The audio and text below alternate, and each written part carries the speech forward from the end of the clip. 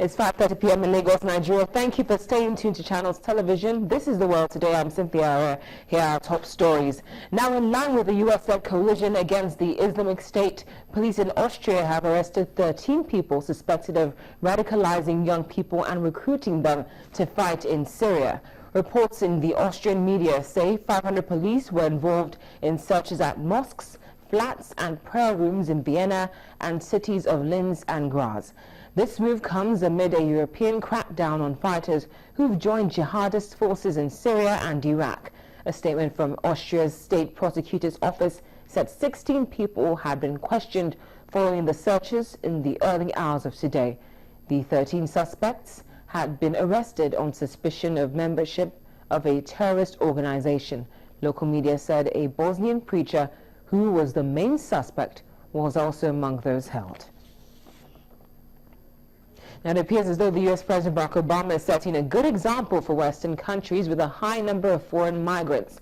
Now, David Cameron, that's the British Prime Minister, has passionately urged other EU leaders to support his reasonable proposals for far-reaching curbs on welfare benefits for migrants. Britain's Prime Minister said lower EU migration would be a priority in future negotiations on the UK's membership, and he said nothing would be ruled out if he did not get the changes he wanted. In a long-awaited speech in a factory in the West Midlands, Mr. Cameron said he was confident he could change the basis of EU migration into the UK and therefore campaign for the UK to stay in the EU in a future referendum planned for 2017. But he warned that if the UK's demands fell on deaf ears, he will rule nothing out, and that's the strongest hint to date that he could countenance the UK leaving the EU. EU migrants should have a job offer before they come here. UK taxpayers will not support them if they don't. And once they're in work, they won't get benefits or social housing from Britain unless they've been here for at least 4 years. Yes, these are radical reforms, but they are also reasonable and fair. And the British people need to know that changes to welfare to cut EU migration, they will be an absolute requirement in the negotiation that I'm going to undertake.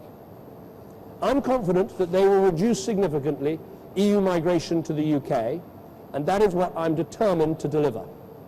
My very clear aim is to be able to negotiate these changes for the whole EU, because I believe they benefit the whole EU. They take account of the particular circumstances of our own welfare system, and they go with the grain of what other member states with high numbers of EU benefit claimants are considering. And of course, we'd expect them to apply on a reciprocal basis to British citizens elsewhere in the EU. But if negotiating for the whole EU should not prove possible, I would want to see them in a UK-only settlement.